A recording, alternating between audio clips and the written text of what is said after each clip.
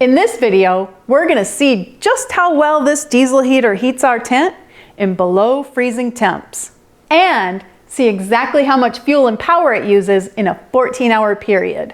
All right, this tank holds 1.3 gallons and I've got it all the way full, and it started to rain.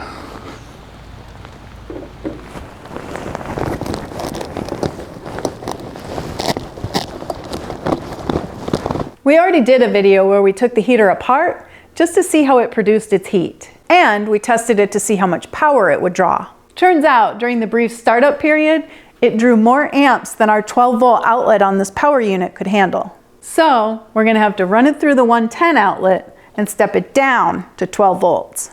I know, not the most ideal situation, but this will give us an idea of how much battery it uses in the worst case scenario.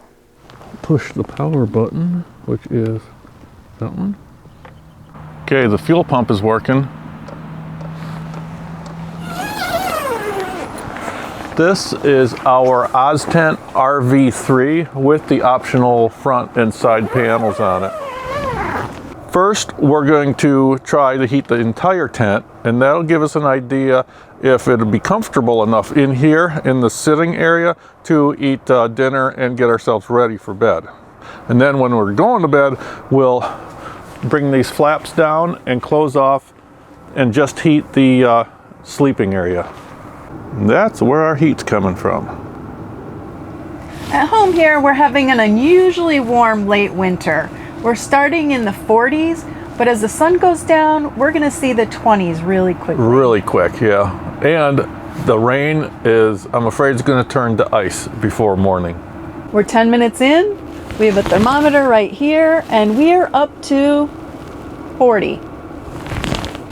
But this is a big tent. This is, I don't know how, it's probably 12 feet that way, 7 feet tall, so it's going to take a while before it warms up. Huh. The heater, when it first started up, when that glow plug is igniting, we were drawing about 14 amps out of our unit, but that was just for a very, very short period of time, just for a few seconds actually, or maybe 10 seconds at the most. And now it's settled down to, let me look, it's only drawing 0.2 amps now. And I assume that's all it's going to draw for the entire night. So I think we're good with power, but we won't know until morning. We're a half hour in and it's almost 52. Ooh, downright balmy in here. And that's what the heater's been on high the whole time since we started it. Oh, and we also have a carbon monoxide detector in here. Just in case.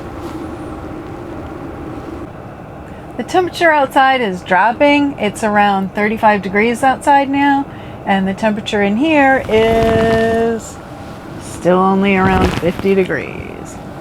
Yeah, I think that's because it's a big tent. So, and what we're going to do now is we're going to close the flaps to the sleeping area and get prepared for bed. I am going to turn the heater down to a medium setting because I think that the smaller sleeping area and actually the heat vent comes in, the heat tube comes into that area.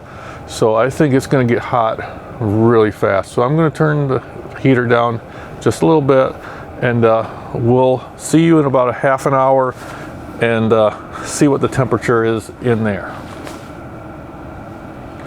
But you know what? 50 degrees is still not bad. It's not great. No, no, but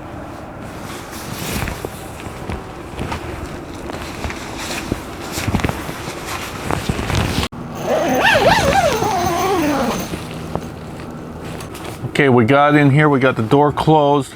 I turned the heater down to a 4 out of 6 setting. We do have the fan on low up at the ridge. We had to adjust it just right so it's not blowing on us, but it is getting the hot air from up top back down to us. And we've only been in here for like 10-15 minutes. And the temperature is already up to 60. Yeah, so I think that being in a smaller space, and this one is a little bit, the outside, the the front and the sides don't seal all that well at the bottom, at the ground. So I think that this space is going to be much better. So yeah, we'll let you know in about a half an hour what it's like. But yeah, I'm getting ready for bed. You don't need to see this. Well, good morning. The forecast was right. It did get down to 25 degrees last night. It's, by the way, it's 6 o'clock in the morning. The sun is coming up. Yes, it's 25 degrees out. And according to the thermometer that we have in here, it's still 50 degrees in here. So it's pretty nice. Our fan did give out sometime during the night. It ran out of power. I think it would have been a little bit better if had it kept circulating the hot air down from the ridge. But yeah, come on, it's morning, sun's up, let's get up. Now what I'm gonna do is run outside, turn the heater on full blast, and open up the flaps so we heat the entire tent and get some coffee going. Come on, up.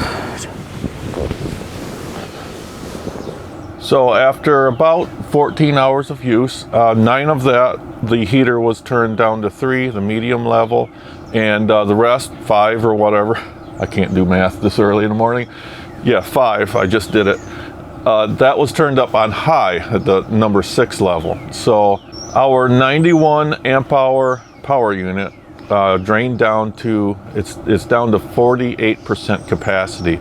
Now remember, that's going through the 110 outlet, which is incredibly inefficient because you have to power that inverter inside there also. If we could just power the heater off of the 12 volt outlet, not going through the inverter, I bet you we could trim that power usage down by at least 25%, I think. What happens is the heater takes more amperage in that initial firing up, which only takes a few seconds to 10 seconds, but it's taken too many amps, more amps than the 12 volt outlet on most power units will supply. And there's an internal breaker in the power unit that will shut it off. Now we did try on a different day to start it on the 110, and then after it gets fired up, after that glow plug goes through its cycle and the amperage goes down, we tried to switch it over to the 12 volt really fast, but it does not work. As soon as you unplug it, the heater shuts down, and then you have to go through the whole startup process again. So unfortunately, that doesn't work. It is a really nice power unit. We have great success with it. We do have a product link down in the video description, and I think we provide a discount code for, what is it, 10% off? I think so. Yeah, 10% off. Go there. The carbon monoxide alarm didn't go off, and that's a good thing. The distance between the exhaust pipe and the air inlet for the tent are only a few feet apart. About that far. Yeah, if the breeze is just right, it could take that exhaust from that exhaust pipe and blow it and get sucked into the air that's coming into the tent. So if you have any solutions on that, please leave it in the comments below. Over 14 hours, it looks like we used a little more than half of the tank of diesel, which is a little over half a gallon. Now some people with these heaters say that the fuel pump, the little ticking of the fuel pump is annoying, but to tell you the truth, I don't really hear it. I hear the exhaust from the heater more so than the ticking noise. So, and it's not really bad. I mean, I slept through it. It's just white noise. Yeah. I guess I slept okay. I'm not a big fan of winter camping, so this isn't a #1 priority for me, but if I had to do it, at least I'd be somewhat comfortable. I wasn't cold, my feet didn't get cold. Yeah. I slept like a baby. It was really nice. Yeah, I think that the pretty consistent 50 degrees in there was really very comfortable.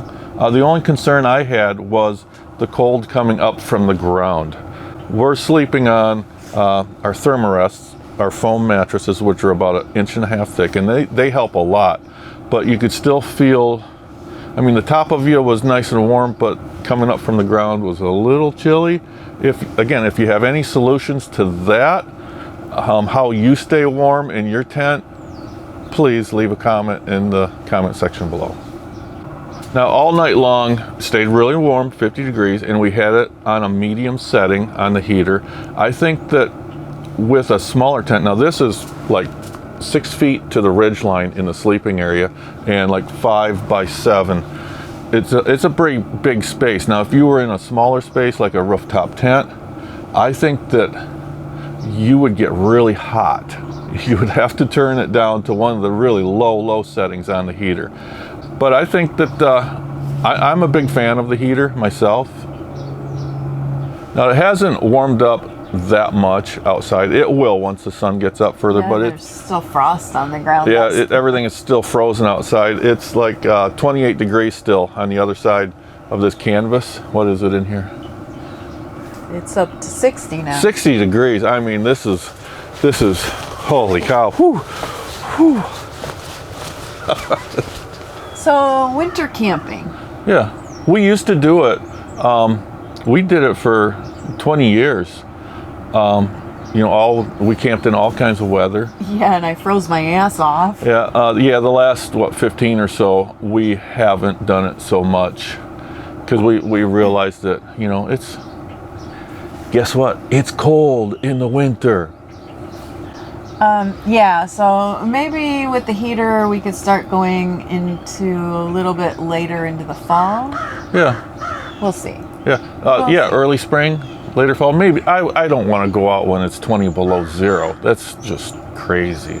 But in temperatures like this, when it's 20 degrees outside at night, but warms up into the 50s, 40s during the day. I think that we can start doing it again with the heater. We'll see. Like I said earlier, we have links to the power unit, the fan, and we also have a link to our heater down in the video description. Go there, check them out more. If you do get the heater, that's an Amazon affiliate link, so we get a small portion from the sale, and that really helps the channel keep going. And if you like this video, hit the like button, and we hope you consider subscribing to our channel. Thanks for watching.